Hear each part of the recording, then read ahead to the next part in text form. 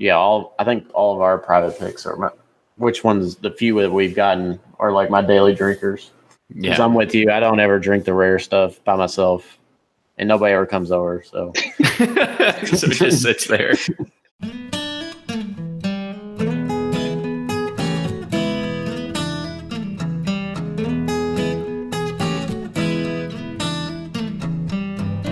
Hey everybody, welcome back. This is episode 210 of Bourbon Pursuit. I'm one of your hosts, Kenny, and we don't really have a whole lot of bourbon news to talk about. In fact, we have none, but we have some sort of fun little tidbits information, plus some things that we've been working on and what we've been doing, so let me tell you about them.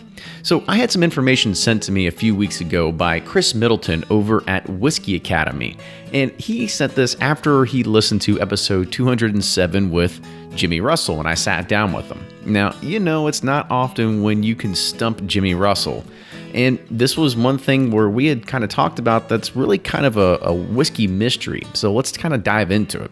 We talked about the name Ezra on the podcast, and we did that for a bit, and somehow we stumbled on the topic of Ezra Brooks. Now, from my knowledge, I remember this being a fictitious name and brand, but we got on the topic and it kind of just spiraled out from there. However, here's some factual information on Ezra Brooks that came from Chris Middleton. So Ezra Brooks, it is a whiskey brand that is a copycat brand of Jack Daniel's Black Label Tennessee whiskey. It was created by Frank Silverman of the Frank Silverman and Company in Chicago in 1957, where he sourced Kentucky bourbon under the Ezra Brooks Distilling Company. It is an NDP filed on July 30th, 1958, with Herbert Silverman as the chairman. Now, this was all also under the Hoffman Distilling Company in Lawrenceburg, Kentucky. There was no Ezra Brooks, no distiller, owner, investor, celebrity, or identity thief from a whiskey cemetery. He's a trademark phantom. S.O. Hackley built the Hoffman Distillery on the Salt River in 1880, joined by Ike Hoffman. After Prohibition, it was rebuilt with the brothers Robert and Ezra Rippey, who were brought in to run it, and those were the sons of Thomas Rippey, hence the connection to the Wild Turkey Distillery. Jimmy Russell was probably referencing the Ezra name from here, and in all likelihood, it was not where the Ezra Brooks name came from. Frank Silverman unashamedly copied everything from Jack Daniel's, starting with the square bottle to a similar black and white label graphic, the filigree, even an image of an old distillery illustration, which Jack Daniel's had on the back of the label. Even the trademark name Ezra Brooks with similar signification and personalization. Silverman also attempted to replicate Jack Daniel's unique use of charcoal filtration. As an aside, Ezra Brooks was America's second charcoal rectified bourbon whiskey since post-Prohibition, but the processes were very crude and simplistic. It's more of a gesture, circulating some charcoal in the whiskey barrel for 24 hours. George Dickel, the other charcoal whiskey, launched in 1964. Silverman also plagiarized Jack Daniel's on label claims and copied some of the Jack Daniel's print advertising messages back then. Jack Daniel's went on allocation from 1956 to the early 1960s when the consumer demand exceeded production under the maturation. So that's a good little whiskey tidbit for you, so make sure you try to write that one down. Now you know the kind of the real history behind Ezra Brooks.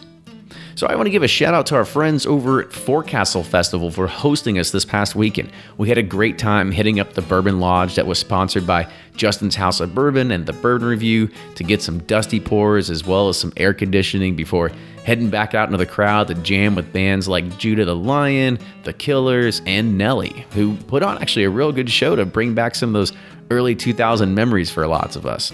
You can catch our Forecastle updates on our Instagram and Facebook pages.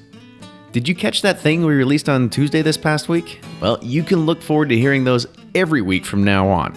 We're excited to be launching Whiskey Quickie to give you a fun update in the middle of the week. The normal podcast will remain unchanged and hope you look forward to hearing more of them. If you want to catch the video versions, make sure you subscribe to our YouTube page and you can see that sweet intro that we've cooked up. We've got no shortage of whiskey to review, and we can get through quite a bit with only 60-second reviews, but if there's something that you are dying to hear, send us an email, team@bourbonpursuit.com.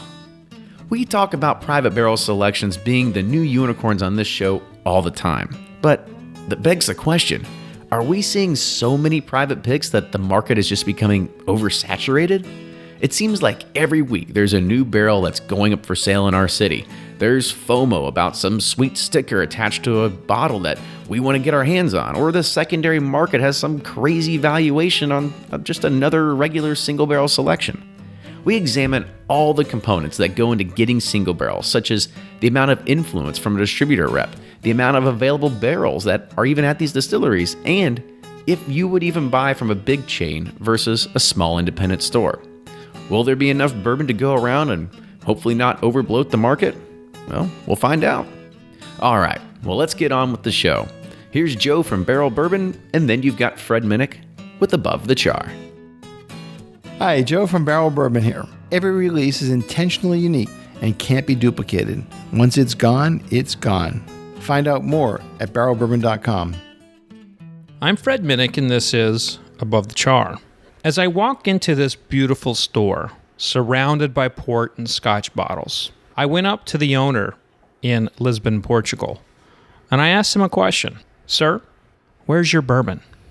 He said, well, there's no demand for bourbon here. Nobody wants it. I love bourbon, he says, but nobody really wants to buy bourbon in Portugal. A few days later, I walked into a lovely bar. There were plenty of ports and scotches and cognacs, and the bar owner boasted, is like, yeah, we have the largest bourbon selection in all of Porto. I'm like, wow, fantastic. What do you got? We've got Bullet bourbon, he said. That's fantastic. And then he had Four Roses, and he had a couple vintage bourbons, and he was very excited to even have Jack Daniels and Jim Beam. I think he had a Redemption here and an Orphan Barrel there. And for sure, it was the largest selection of bourbon that I had seen in Portugal. And he made some nice cocktails. But at the end of the day, that was not nearly the amount of bourbon that I'm used to seeing in even a random Chili's in Boise, Idaho. Now, I guess I shouldn't expect to go to Portugal and see bourbon littered on all the shelves. Not at all. I don't expect that one bit. But I was rather shocked to see that bourbon had not penetrated such a country filled with culinary love and wine and port. So perhaps I'm naive to think that bourbon should be served throughout Portugal. But let me tell you why when I walk into a foreign country, I look for bourbon. It's because I think of the distillers in the 1950s and 1960s who were trying desperately to get these countries to pull down their tariffs to accept bourbon overseas. See, in that time frame, bourbon was not a unique product of the United States, and so places like the United Kingdom, Argentina, Brazil, Spain, Portugal, they were all tariffing bourbon because there was nothing unique about it. And the world also wanted to give Scotch an easy pass so it could help rebuild the United Kingdom. And so when I look at the shelves throughout the world, I think of the toil of the distillers in the 1950s, the 1960s, and those in the 1980s who were just kind of hanging on by a thread, just trying to bring bourbon back. And while I could easily say that, bourbon in Portugal means less bourbon in Boise, Idaho, it's really not that simple. You see, the more bourbon grows, the more production we will have. And if we can get places like Portugal to carry, 3 to 5 bourbons in every store or restaurant, that's a win for Kentucky. That's a win for bourbon. And at the end of the day, I think it's a win for you too, because that means they're going to work harder to make better bourbon. And that's this week's Above the Char. Hey, if you have an idea for Above the Char, hit me up on Twitter or Instagram. That's at Fred Minnick. Again, that's at Fred Minnick. Until next week, cheers.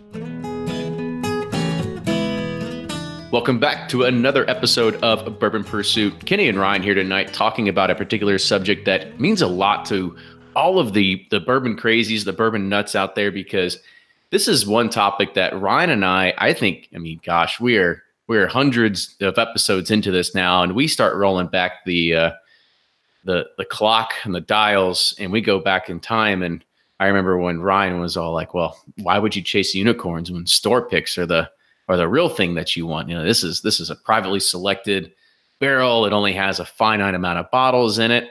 And now it seems that the game is even getting ruined for store picks. Isn't that all right, Ryan? Yeah, now you got to start your own private label if you want anything rare. So, because I guess that was probably 2 or 3 years ago. I said that I was just burnt out by the whole camping and lotteries and all these, limited releases. And then the store picks was like I was like, man, those are where just like you said, but now it's gotten to the point where, like you said, every store's doing one, every group's doing one. They got a sticker on them. They got this, that, and then it's like, all right, what's rare about these anymore? But I mean, they are still rare because you are selecting your own barrel. But at the same time, I think they've kind of lost their luster a little bit. But I don't know. They're still unique. Yeah, I think they're great. And I think it's definitely getting harder. Absolutely, and I think the good thing is, at least with this certain topic, is there's a lot of ways that you can take this. We've had, as I mentioned, Ryan talked about this a lot. We had Matt Raywalt, Aiden English, the WWE wrestler, talk about it. We had Brett from Bourbon and Banter on here, where we talked about sort of, who can you trust when somebody's actually picking out a single barrel. We've also had Jamie Ferris on the show before, where he's had over 70 single barrels at one time in a store. So these single barrels, they're not nothing new. However, the craze is starting to really rise in popularity amongst, everywhere, to the point where people are quickly selling out a single barrel pick that their Total Wine just got somewhere in Houston because somebody posted it and they're like, "Oh, can I go get that? Let's go run and go get it real quick." So the craze is starting to reach max capacity. Yeah, and the crazy thing is, not to keep going on a banter on our banter, but the people that have been doing these are, for so long and that started doing these to bring interest in these single barrels are getting squeezed out. And that's kind of the crazy thing about it. It's because there's such demand. The groups that, really bought into this and kind of made distilleries famous for it, because they're just a group, they're not really have the buying power of big liquor stores. So we can get into this a little more, but it's just it's an interesting environment. It's still a unique and very cool environment, but there's a lot more at play now. And so you kind of got to weave in and out how you can in it. All right. So we've talked enough. So let's introduce our guest tonight. Sorry, Michael. So our guest is Michael Gallier. Michael is a bourbon enthusiast and brought this topic to us as a way to kind of spark a conversation of what's the market going to be like now and what's it going to be like even in the future. So Michael, welcome to the show. Thanks, guys. Thanks for having me. So before we start diving down into the topic, we always have to get your bourbon story. Kind of, where did you come from? How did you grow up in this brown water wasteland or whatever it is nowadays? Well, when I was growing up, my parents didn't really drink at all, so I didn't really start getting into it, and probably until like 5 years ago. And I've been living up here near DC for about 8 years now, and being right across the line, the Wild West of DC.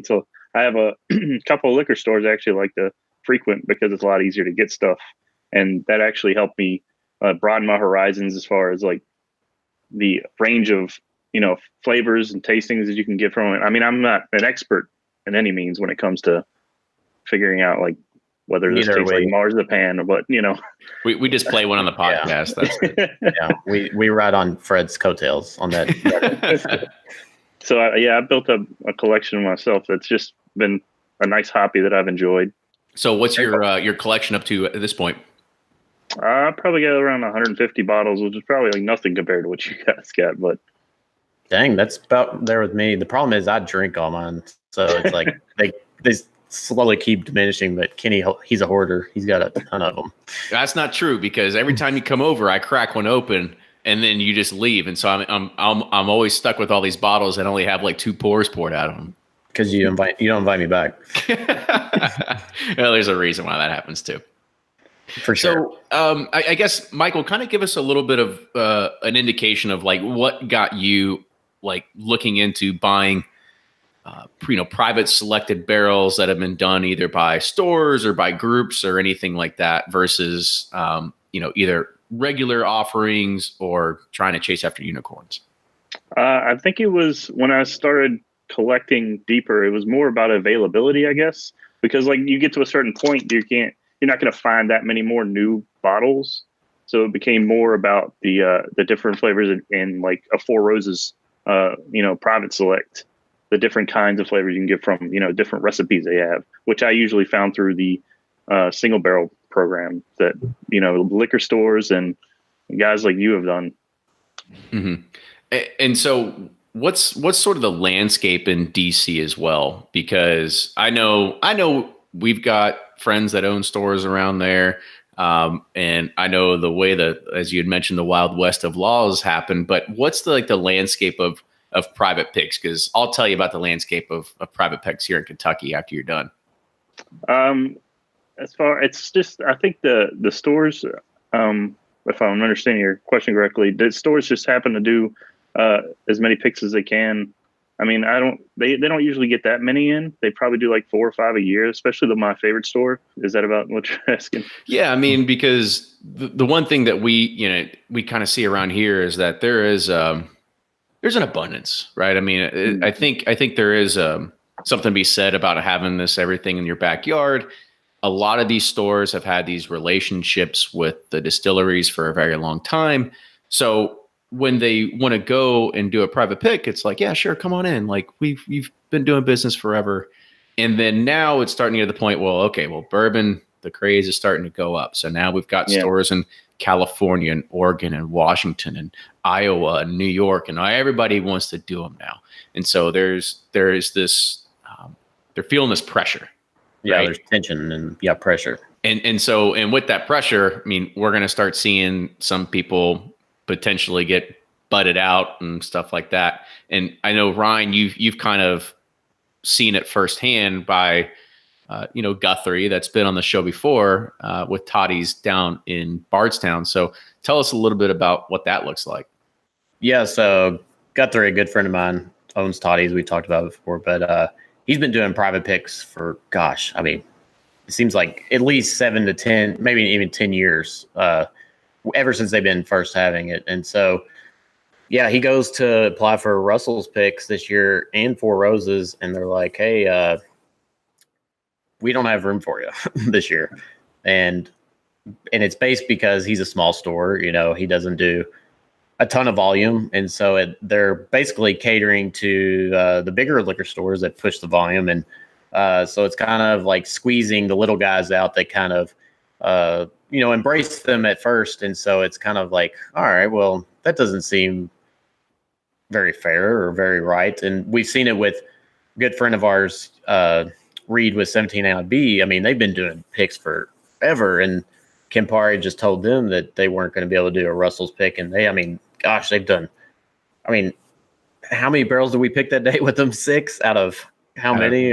We probably tasted 18 maybe. And you could just tell Reed and Emerald had this relationship with Jimmy and Eddie. And it was like, you're just going to shit on this relationship that's like been there forever just because they're a group and they're not a big liquor store. And so there's just been so many groups and so many liquor stores now interested in it that like the way that these bourbon companies are kind of determining who gets what is kind of alarming and shocking to me. And I'm not too happy about it, but I understand it is what it is. And it's like you said, a pressured squeeze market. So they do what they got to do, but I think we'll remember that, when about 5 to 8 years and all this stuff's out again, and they're, calling us back up.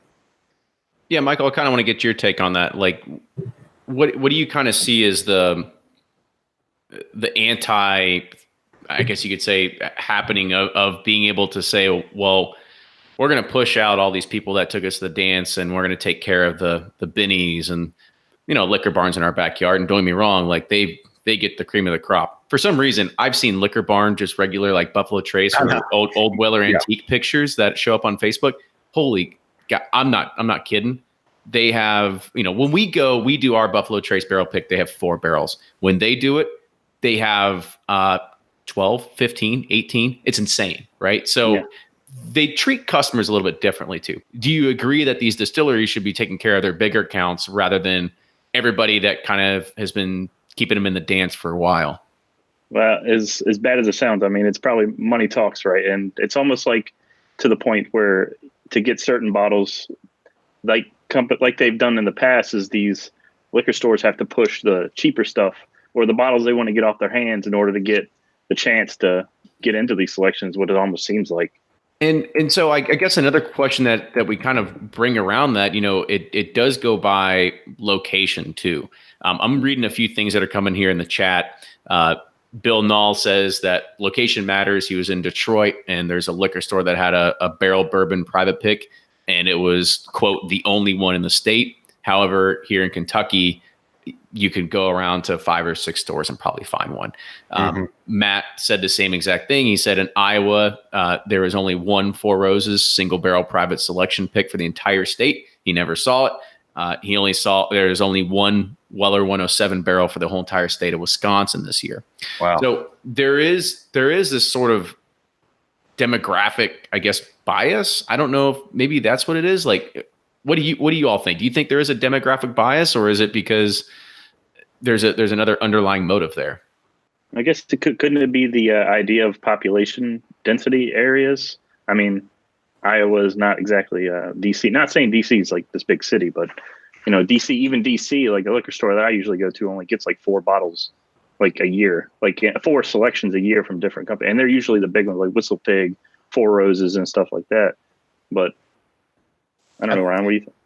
Yeah, I mean, I think where these distilleries are aiming, they're kind of probably starting to squeeze out the groups more so than stores, because a group doesn't necessarily help them, I guess, expand their brand or expand their reach. Us whiskey geeks, we're already buying their product. And so I think smaller stores and groups are going to get squeezed out first because they just want to reach new customers and get into new markets. And a group's just not going to offer that, especially one that's here in Kentucky. I mean, because we're going to buy them if they're available. And it's kind of, limits their reach if they're just selling to us. So I can understand that.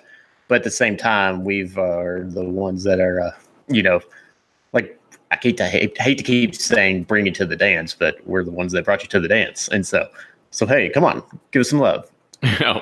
Andy just commented in the chat. He said, well, groups don't sell cases of Fireball. Exactly. Sure.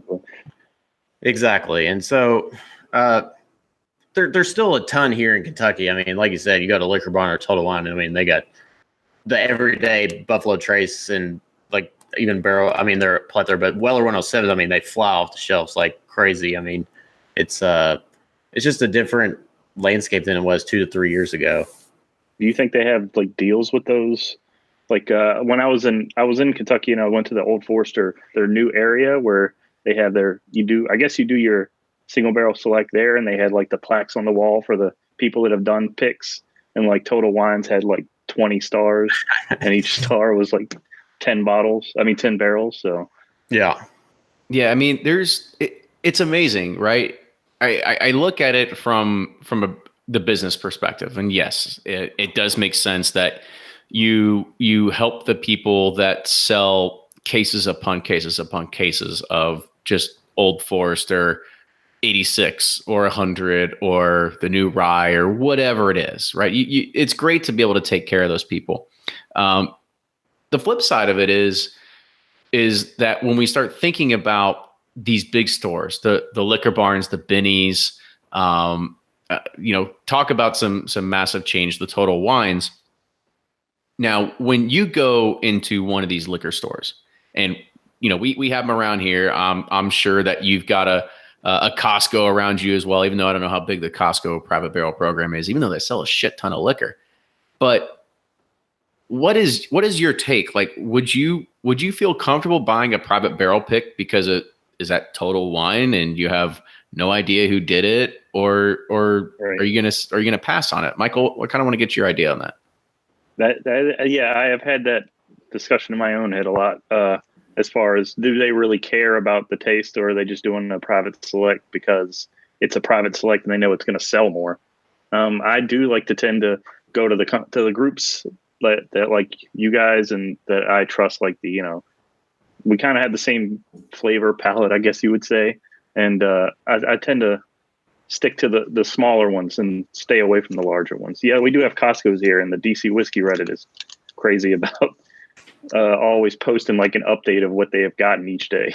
Yeah, I think I think it's the crazy thing about just Costco in general. What's happened to the liquor sales, because the word's out that it's the cheapest you're going to find in any state that you're going to live, and B, they get allocated items. So I'll never understand why they don't have a bunch of barrel selections or anything like that going on, because I know that they're running through a lot, because that's the anomaly. That's the difference of a liquor barn and a Total Wine, where they do have a lot of private selections, and they're trying to really put that as a differentiator.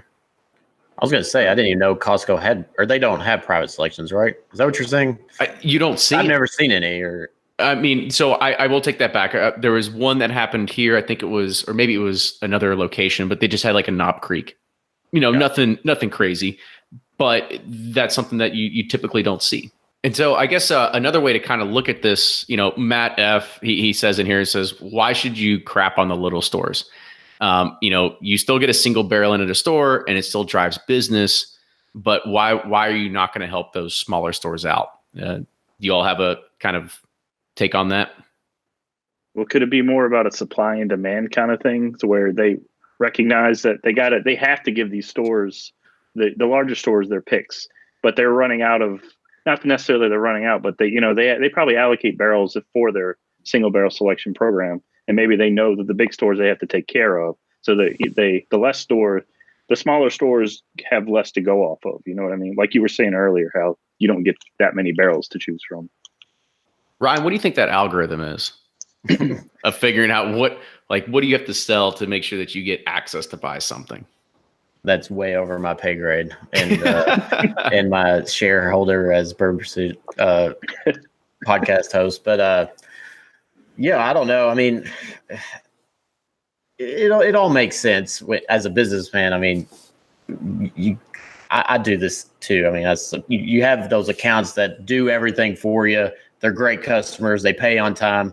They're just easy to deal with. And I'm sure it's kind of like that with, your bigger stores and with your distributors and your bigger stores, because it's an easy relationship. It's an easy flow. And it's like, here's a reward versus a smaller store. Yeah, it might be, but they might pay slow. They might do that. I don't know. I'm just thinking outside the box here, but it's like the 80-20 rule.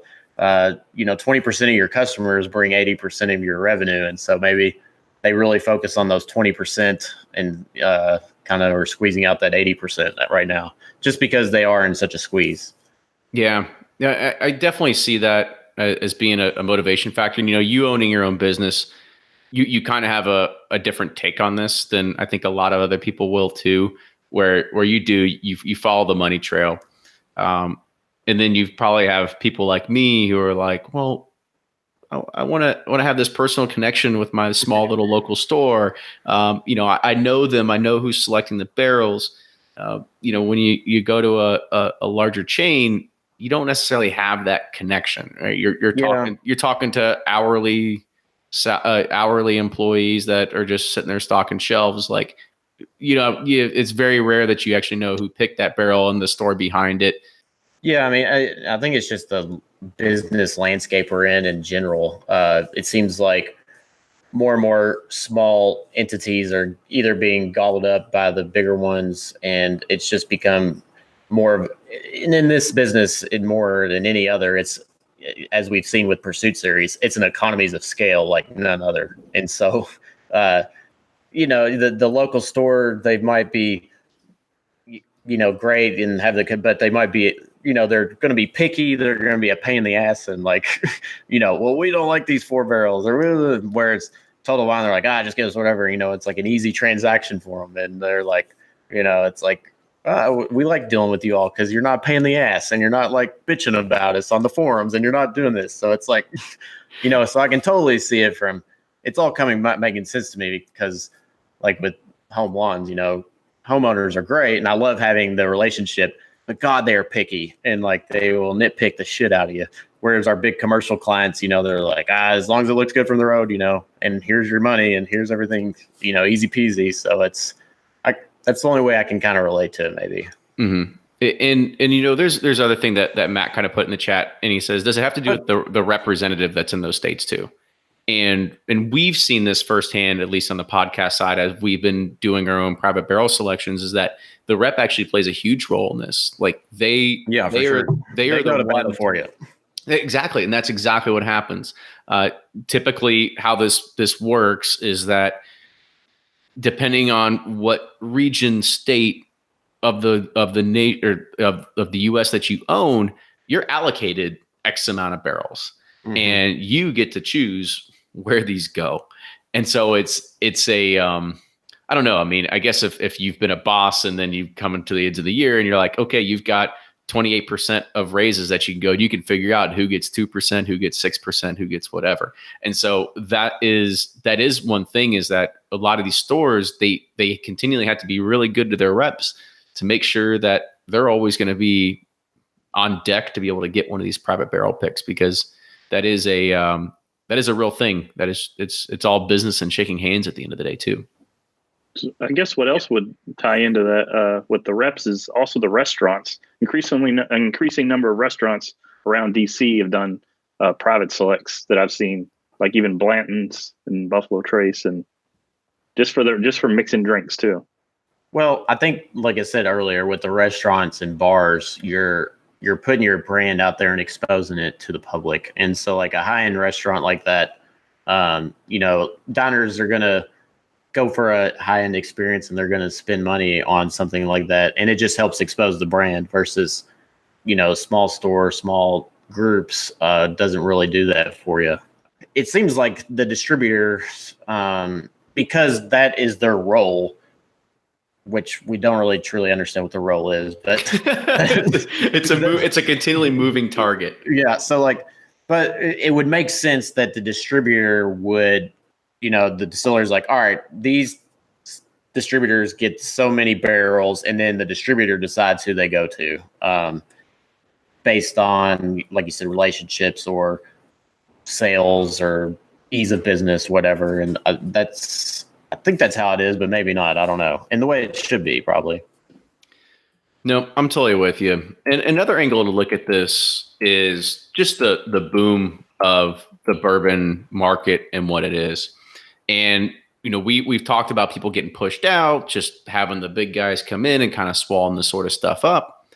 And we've kind of heard it before firsthand that there's not enough barrels to go around. I kind of want to get, Michael, your take on this. Do you think that's a cop out, or do you really think that Four Roses, the Russells, the everywhere, whatever, the worlds here are actually running out of barrels for this particular program? Do you love bourbon? How about festivals? Of course you do. So join Bourbon Pursuit in Frankfort, Kentucky on August 24th for Bourbon on the Banks. It's the Commonwealth's premier bourbon tasting and awards festival. You will get to taste from over 60 different bourbon, spirits, wine, and beer vendors, plus 20 food vendors, all happening with live music. Learn more about bourbon from the master distillers themselves that you've heard on the show, and enjoy food from award-winning chefs. The $65 ticket price covers everything. Don't wait, and get yours at bourbononthebanks.org. There are more craft distilleries popping up around the country now more than ever before. So how do you find out the best stories and the best flavors? Rack House Whiskey Club is a Whiskey of the Month club, and they're on a mission to uncover the best flavors and stories that craft distilleries across the U.S. have to offer. Along with 2 bottles of hard-to-find whiskey, Rack House's boxes are full of cool merchandise that they ship out every 2 months to members in 40 states. In Rack House's June box, they're featuring a distillery that claims to be the first distillery to stout a whiskey. Rack House Whiskey Club is shipping out 2 bottles from there, including its Beer Barrel Bourbon and Beer Barrel Rye, both of which were finished in barrels that were once used to mature America's #1 selling bourbon barrel-aged stout. And if you're a beer guy like me, you would know that's New Holland's Dragon Milk. Go to rackhousewhiskeyclub.com to check it out and try a bottle of Beer Barrel Bourbon and Beer Barrel Rye. Use code PURSUIT for $25 off your first box. You really think that Four Roses, the Russells, the everywhere, whatever, the worlds here are actually running out of barrels for this particular program? I highly doubt that they're running out of barrels. Maybe for the program, maybe that is what they already said like they at the beginning of the year they were like, we're not going to go beyond this, and they didn't expect the increasing number of groups and like getting with these retailers to buy more and more barrels. And maybe it will adjust over time, over the next couple years. Maybe they'll realize that this is a big business opportunity for them, so they will increase. I know that Willet, paused a couple years ago, or their private selection. So have they picked that back up yet that you know of? Yeah, last year the first, I guess, re-entry to the. They're going strong with with their own distillate now. So yeah, for sure. I think they did like 97 of them last year, which is still small compared to a lot of people. But I think that these brands are just so using all their resources to, I guess, fund all their everyday brands that they're pumping out into the public. Is that, and to be honest, single barrels are probably a huge pain for them. They take a lot of resources. They're getting people, they have to have a coordinator. They got to take you to lunch. They got to spend 4 or 5 hours with you. Then they got to dump that one barrel and make sure all the stickers are on that bottle and make sure they got to keep track of that barrel. And it's like, it's probably just like the hell with this. I mean, this is, it's actually bad business. Yeah. I mean, it was probably something they got into like, because nobody wanted anything. They're like, oh, this would be great. We have all these extra barrels, come pick your own. But now they're probably like, shit, why do we ever come up with that? We're shooting ourselves in the foot. But that's probably one way to look at it. It's probably a huge labor burden to them to make it happen. And that's why they're probably not growing the amount of barrels that are allocated to her, or lessening them because they're growing their everyday brands and they just don't want to put the resources towards it. Yeah, there is a lot of resources I do mention that really go into it. I mean, it kind of just reminds me of, so there's a farm around us that's probably about 30, 45 an hour away, whatever it is, called Huber's. And it seems like people always want to go there and pick their own apples. And I'm kind of like, why would you want to go pick your own apples? It's a weird thing for me to think of. I was like, I can just go to our grocery store and find a really good Honeycrisp apple.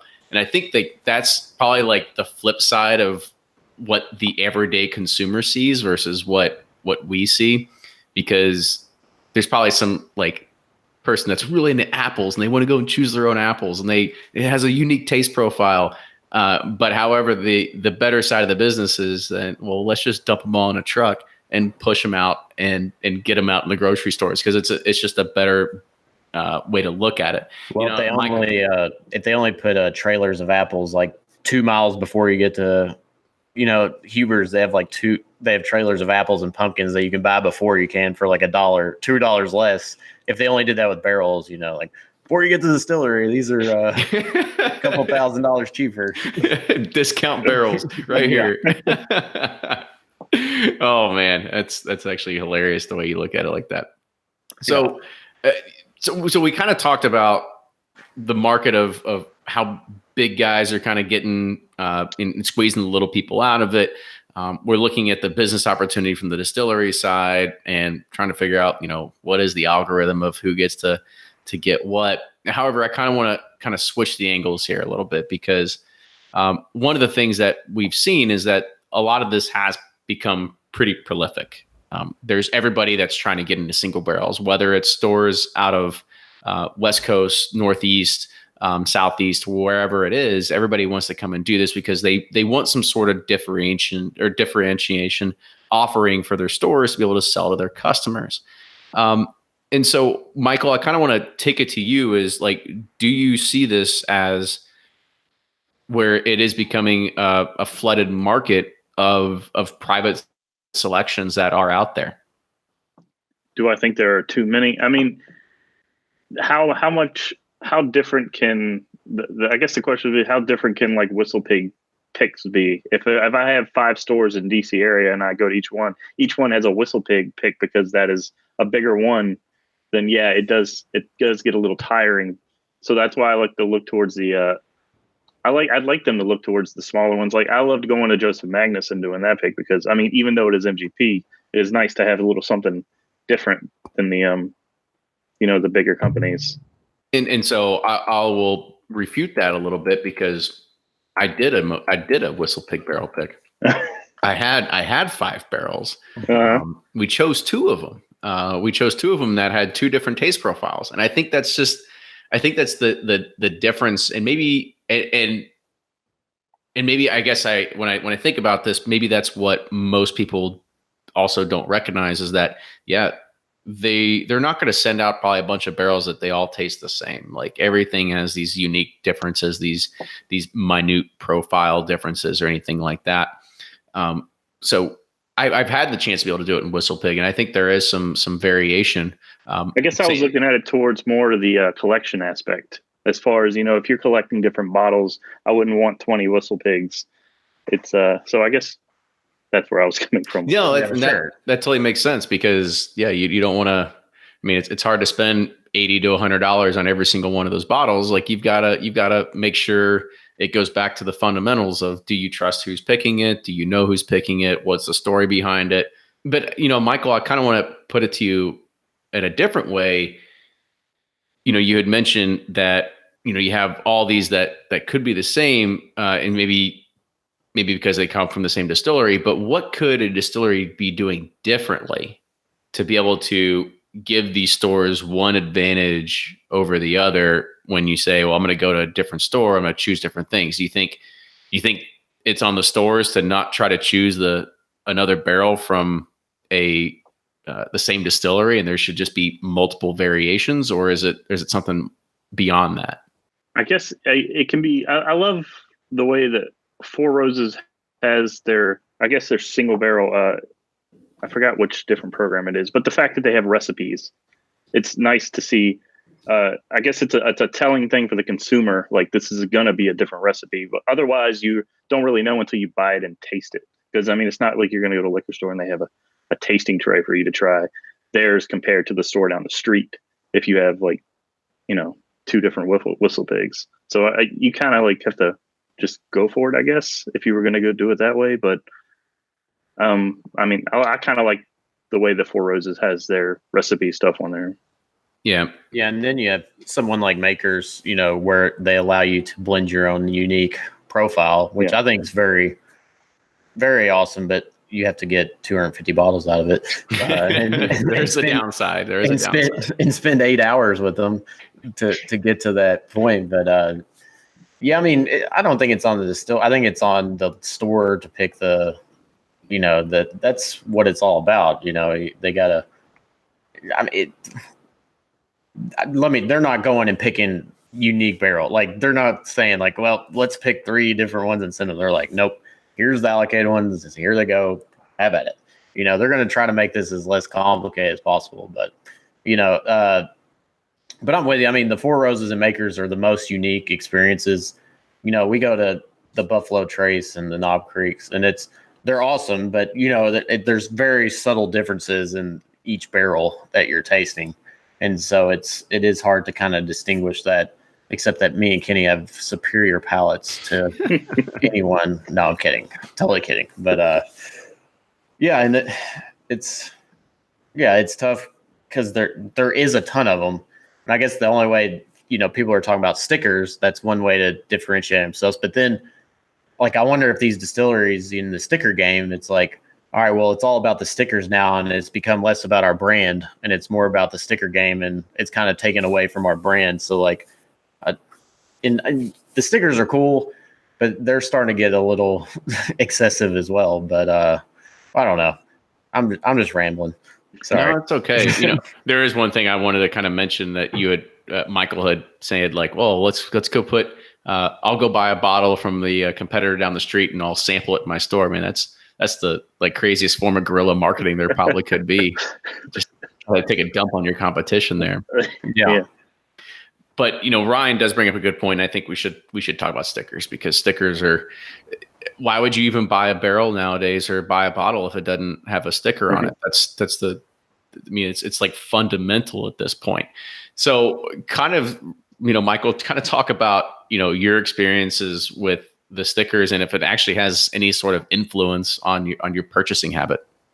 I won't lie. I can be a sucker for bottles, especially I have the old Fitzgerald decanter bottle back there which is it's okay, but It was $300. A sweet bottle.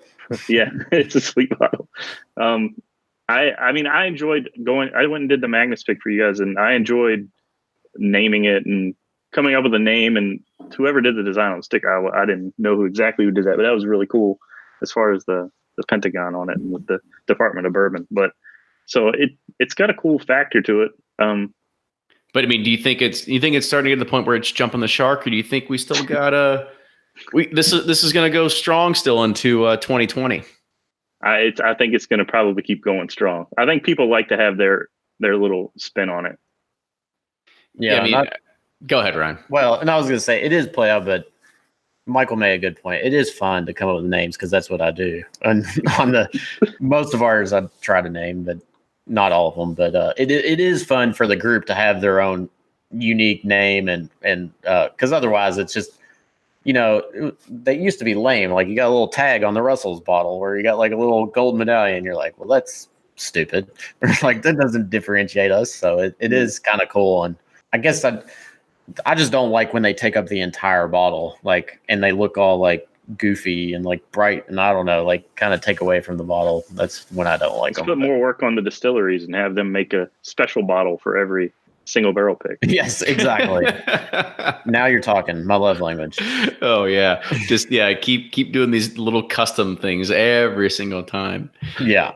No, I mean I'll kind of talk about the sticker thing a little bit because I kind of look at what you all had said, and I think it is fun. I think it's a unique way to be able to give something a name, and ultimately when I look at it, I like to name stuff after that kind of like puts some sort of sentiment into it. Mm-hmm. I don't name something because it just sounds cool. Whether it has a Shawshank Redemption sticker or whether it has a Hulkamania sticker on it or anything like that, because that doesn't necessarily mean anything. It just probably just sounds cool. Like it has to have some sort of backstory. And that's really what I love, because when you're able to talk about it, when you're able to drink it again, you can look at that sticker and you can kind of reminisce on that day.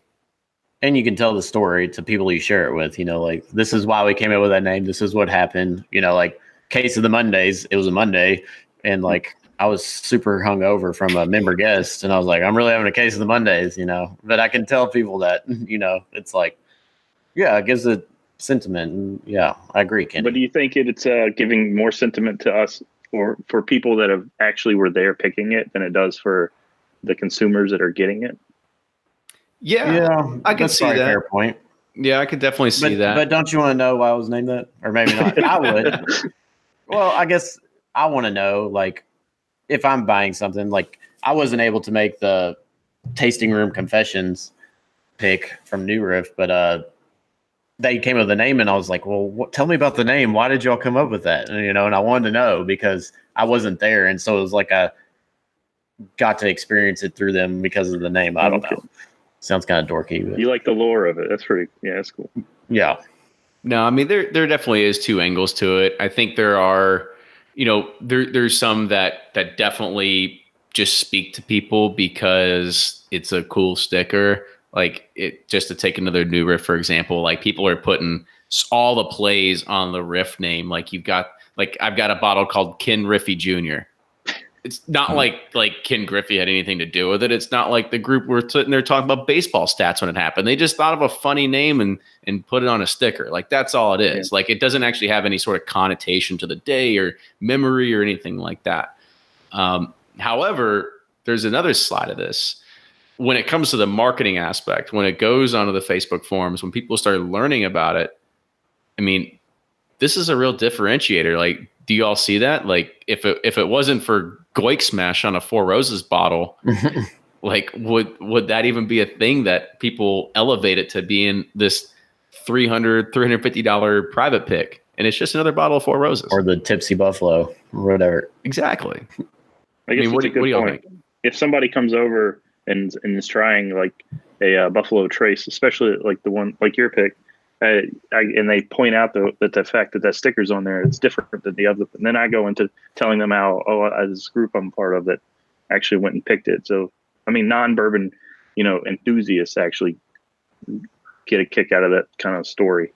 So Yeah, and I like sharing all the barrel picks. We like when people come over. That's the first thing I do is like, all right, guys, what barrel picks do you want to try? Because that's like, I don't know. I think that's cooler to share those than just like, oh, try my Pappy 20 or whatever. Try my, whatever. No, I'll take the Pappy 20. Well, I know. And they're like, yeah, that's what most people will want. They're like, I don't give a shit about your barrel picks. But I don't know. As an enthusiast, it's fun for me to share with people, and I think they like it too. But I could be wrong. Absolutely. And so I kind of want to close this out on another note when we're talking about just, private barrel picks and, whether the market's saturated or not. Is there a reason that anybody should slow down with these when you're thinking about the companies or anything like that? Because it seems like there is demand. It's going to be happening. And I guess maybe not. I'll rephrase that. Maybe not slow down from a manufacturing perspective. Should stores slow down in regards of what they should be able to offer, because maybe they're trying to push other products just to sell, just so they have these opportunities and just to be able to sell a bottle. I don't know. I think bourbon enthusiasts are just increasing in numbers daily. So I don't think we're at the peak right now. So I think there's still plenty of people to come into your liquor store and buy, 4 bottles of Fireball to go get drunk. And there's a guy that wants to come in and get as many private selects as he can. What about you, Ryan? Yeah, no, I'm with you. I mean, I think they should keep doing them because they are fun and it's the only way to get a unique kind of experience and bottled. And the limited release game has just gotten so out of control, like where it's always camping, it's emails, it's this, it's that, and it's even the store picks are kind of getting that way. And so that's what's nice about what we're offering, to our people. It's fun for us to do that and offer to our Patreon people, but being in a bourbon group too, like having access to this. So, I don't think they should slow down. The people are talking about new riff and, compared to like bigger distilleries and what I think this sounds boring, but they should do a cost benefit analysis and maybe, Russell's and all the big boys, it's really not beneficial to them to keep doing these. And whereas someone like New Riff or a newer guy, they're gaining a lot of exposure around it and it's really helped catapulting their brand, and they should really embrace this. And it kind of reminds me of like when I went to Napa and like you go to like Cake Bread or Opus One and it's like, oh, these are these great distinguished brands, and you go and it's like the lamest experience ever. But then you go to this like mom and pop winery where you meet the proprietor and they're like, it's real intimate. And I think that's just how it's going to be with bourbon kind of as it keeps evolving, is that you're going to have these big boys and then you're going to have all these little small guys, and they're going to have to offer unique experiences through private picks or coming to the distillery, hanging out with, the distiller and creating that connection. I think that they should keep on rolling with them as much as possible because I love them. All right. That was long-winded. I lied. I have one more question. Okay. Because I keep thinking about this, and it reminds me of like a post I saw earlier, and I see things on the secondary market that are in just single barrel picks that are being sold for extraordinary amounts. I kind of want to get your all's take, Michael, first. Like, are people dumb? Like, do they need like a reality? Do they need a reality check to say like it's just another barrel pick? Like that's all it is. It's not going to change your life. Yet people are spending exorbitant amounts, maybe because it's a sticker, or maybe because it came from a particular group. Like I want to kind of get your take. I wonder if these are the same people that are paying $900 for a CYPB, because it is kind of ridiculous. I can't imagine ever buying a private select on the secondary market myself. I have a hard time buying other bottles on the secondary market. I just kind of take my chances in DC. Yeah. I'm with. So Bill Knowles says private picks play to the FOMO, and FOMO is like bourbon is FOMO. It's like the perfect product for FOMO. It's there's in single barrels are even more of that, because it's like you only have this one barrel. There's never going to be another one like it, and this. Whoever picked it, and it's like it's the perfect product for that. And people, they like rarity and scarcity. And like, if it's the more rare and scarce it is, the more irrational they're going to be about it. We are all dumb in this game. Yeah. we've all got our bad habits that we buy shit for just buying shit. Like there's no rational reasoning behind this hobby, or because we go, Kenny, you go in these picks and you go at, even like we do Pursuit series. I mean, there's barrels of whiskey, just like you don't believe. I mean, there's so much whiskey out there, and you're like, and it is just another barrel of whiskey, but there is that connection to it. There's that rarity about it. There's that specialness about it that people just go apeshit over. And it's just like anything, it's like, Kenny, you like Porsches, and, you really want a Porsche or a Mercedes. And it's like, well, why? The Volkswagen's made by the same people and it's the same shit, but it's a Porsche, it's got the branding and everything behind it. It's just, it's marketing at its finest, it's, that's what we deal with. So that is the fun part about this, because it makes it unique, right? It makes it an experience that you're able to buy a bottle and have a connection to it, have a story behind it. The person, or the group that purchased it, or that anything like that. And so you do have this connection behind that particular bottle. And I think that is fun. I just think that we need to kind of like dial the hype meter back, maybe 20 decibels in regards to this, because people just need to understand. And Ryan, you said it best. We have the opportunity. Anybody that goes and visits any distillery, anyone, and you look around, you look at all the warehouses, just understand it's just another barrel of whiskey. It's another bottle of whiskey. One. Yeah, there's always going to be another one down the road. So don't you worry about that. But not that one. But not that one. See, that's what you get. That's the hook. That's what keeps you hooked. But not the Pursuit series. You need all of those. Yes, absolutely. Yes. But that's kind of what keeps you hooked in, is like you're like, what if I miss out? It is. And the thing is, Kenny, we know that, and I know that, but I still can't get past it. And I don't care, because it's the chase, it's the fun. It's, it's just part of the fun hobby we're enthralled with. No, I know. I'm totally with you. So let's go ahead. We'll end it on that note, because I think we did enough insulting of pretty much the whole industry at this point. So this was a really good conversation. So Michael, please, I feel good about myself. Yeah, we made fun of everybody, including ourselves. Yeah. But Michael, I want to say thank you for coming on and giving us this topic to talk about. It was really good, and I want you to kind of give a plug if people want to get in contact with you or anything like that, if they can find you any kind of social, how they can follow you there. I'm on Twitter. I don't, not that funny, but MIKEG 316-1989. There we go. So I like it. Yeah, follow him there. Follow us on all the social media channels, Twitter, Facebook, Instagram, at Bourbon Pursuit. And always make sure that you leave iTunes reviews too, because we love iTunes reviews, and always share with a friend, because that's what helps grow this show more. Ryan, I'll kind of hand it off over to you, buddy. Yeah, reviews are great, but telling a friend's even better, because you can share this wonderful experience and call them dumb too, after they get engulfed with it. So, no, Michael, appreciate the time, appreciate the show suggestion. That's what we love about the show, is hearing from our fans and interacting with them. So if you have any things you want to talk about or hear about, let us know. And we love hearing from you guys, and we'll see you next time.